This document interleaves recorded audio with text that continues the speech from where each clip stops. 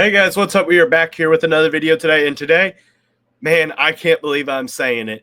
It is the 2025 National Championship prediction, and it's about Notre Dame, ladies and gentlemen. If you guys don't know, if it's first time at the channel, make sure you hit the subscribe button down below. Like this video if you enjoy it. Comment all your thoughts and opinions down below. Put your score predictions down below in the comment section. We had a great time with the Penn State Notre Dame preview along with the Texas and Ohio State preview. Got both of those games right. Had Ohio State winning that one and had Notre Dame winning theirs as well. So far, only missed one game this playoff, but to be fair, it was a pretty chalk playoff outside of possibly Notre Dame and Ohio State winning their games over Georgia and Oregon, but they were close matches. Either way. Point being is this, I'm so excited for this game. I am ready for this game to happen. January 20th cannot come fast enough. There is no doubt in my mind. I will be so excited for that game. And let's get straight into this video because we got plenty to talk about. So we'll start with the first of the two semifinals games. We had Notre Dame, Penn State, and man, it was a classic of a game. Absolutely fantastic game. Back and forth all day long. Penn State dominated the first half. But the thing is Notre Dame was only down 7 going into the half. As maybe you guys might have saw, Notre Dame put out a video of Marcusfreeman in the half at the locker room. And he's like, we're only down 7. And he was right. Steve Angeli coming in, leading that field goal drive right at the end of half, marching down the field, showing the reason why he has been such a good backup, and hopefully he'll be such a good starter. Possibly, though, I think he'll probably lean towards CJ Carr when it comes down to it. But just looking at that game, Notre Dame marched back, scored 17 unanswered points against the Nittany Lions, shut down their offense. Their wide receivers had 0 catches for -3 yards because of the last play of the game with the lateral, which was hilarious. But that's neither here nor there. When it comes down to it, it was a close game. Mitch Jeter with the game-winning field goal, a 41-yarder with only 7 seconds left on the clock. It was incredible. What a game. Just fantastic. It doesn't matter whether you were a Notre Dame or Penn State fan. Obviously, Penn State fan, you'd be disappointed, but it was a heck of a game. Absolutely great game. Back and forth. Tyler Warren and Abdul Carter, I'm going to be honest, I underestimated them in that preview. Abdul Carter, maybe he wasn't fully healthy, but man, he is a beast. He is an absolute beast when it comes down to it. Tyler Warren, one of the best tight ends in college football in the past 5-6 years. I would have liked to have seen the comparison because I think he probably is better than Brock Bowers because he's a little more versatile. But that's neither here nor there in this game. Moving on, Ohio State, Texas. It was a close game. It was a very close game. But Ohio State did what they've done all season. They got a goal line stand. Plus, they got help from C. Sarkisian being an absolute idiot and doing a toss play. If it was Notre Dame doing the toss play, I would have been screaming at the TV. It was a dumb decision to be making, which it ended up being a 14-point swing. Jack Sawyer got the strip sack, ran the ball all the way down 82 yards, touchdown, 28-14 your final score. But it was a very close game. Ohio State got the 75-yard screen pass to Travion Henderson right before half, got 7. That was a much closer game than a lot of people expected. But if you watched my channel preview before the game, I said it's going to be a closer game than a lot of people think it is. I still had Ohio State winning the game. I still had them beating Texas relatively comfortably. But I think that it was a good game. So when it comes down to it, Ohio State's 9.5-point favorites, one of the biggest favorites in a national championship game in quite some time. I think I remember there was a national championship game. 2013 was the last time it was at 9.5 when Notre Dame was playing Alabama.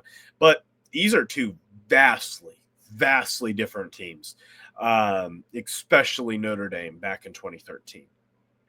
Notre Dame has athletes, absolute athletes. So let's get into 3 keys to win the game for the Irish.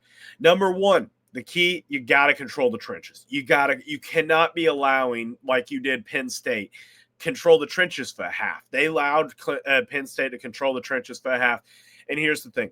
Penn State has a good Ohio State has a good offensive and defensive line, but I don't think that Ohio State has an Abdul Carter. Don't get me wrong. Jack Sawyer, a beast of defensive end. JTT, beast of a defensive end. Don't get me wrong. But neither one of them is Abdul Carter level. They're not number 2. I honestly think with that game, I would take Abdul Carter with the number 1 overall pick. I would be willing to take him with the number 1 overall pick. He is a beast of a player. But Sawyer and JTT, both first round draft picks, depending on where they get, depending on evaluations and stuff like that with draft processes. We'll see what happens with it when it comes to the tackles. Anthony Knapp is declared out for this game. I'm interested to see who plays left tackle.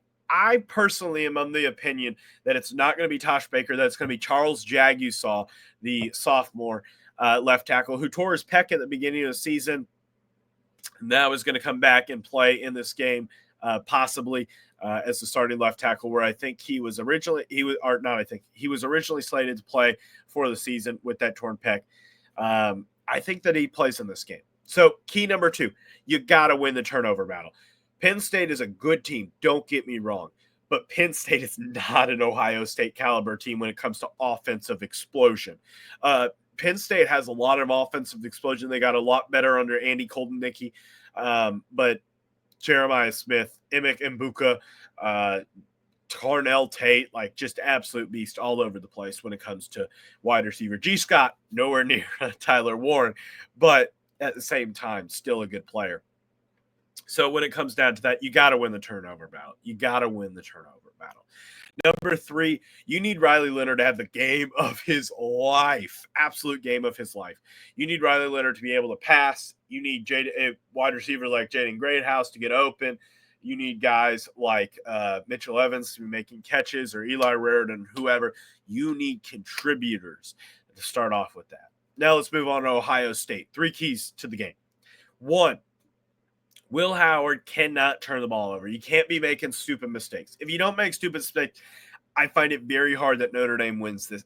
Very difficult that Notre Dame wins this game. If Will Howard doesn't turn the ball over, you don't have fumbles from somebody, it's hard for Notre Dame to have a path to victory, because I think offensive power-wise, the edge is Ohio State.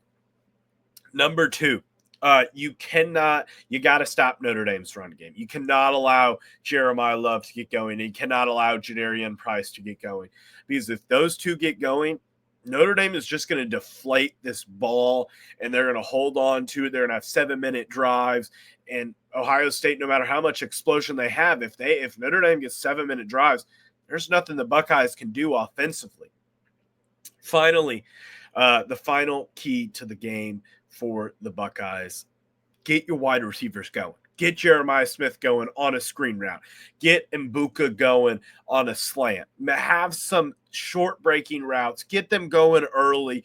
Obviously, Carnell Tate had himself a heck of a game against the Longhorns as the number 3 wide receiver for the Buckeyes, but still a 5-star wide receiver who's absolutely fantastic. So if you're Notre Dame, if you're Ohio State, those are the 3 keys.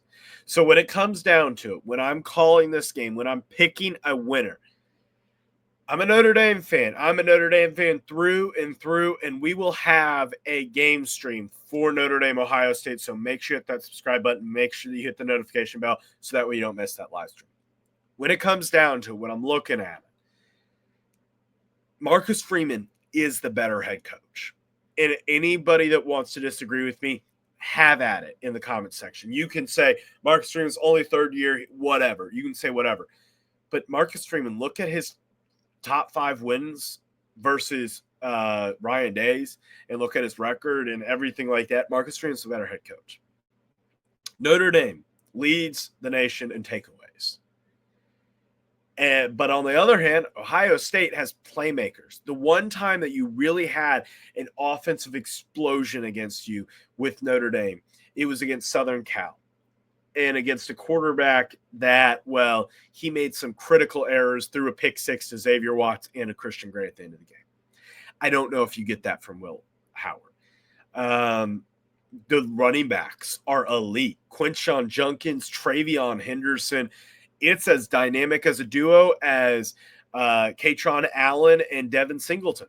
It is a dynamic duo. The running backs in these final four teams are just great. They're fantastic. Jaden Blue and James Wisner included for Texas. But when it comes down to it, my gut tells me Ohio State. But this is my channel. I'm going to go with a Notre Dame victory. Notre Dame wins it 27-24. Notre Dame walks it off once again, barely squeaking out. I got the Penn State line. That's a weird one to have. 27-24 Irish for the dub. We'll see you. Make sure that you subscribe button and check out the two videos down below. And the subscribe button's also up here if that helps you out. As always, have a great day. Bye.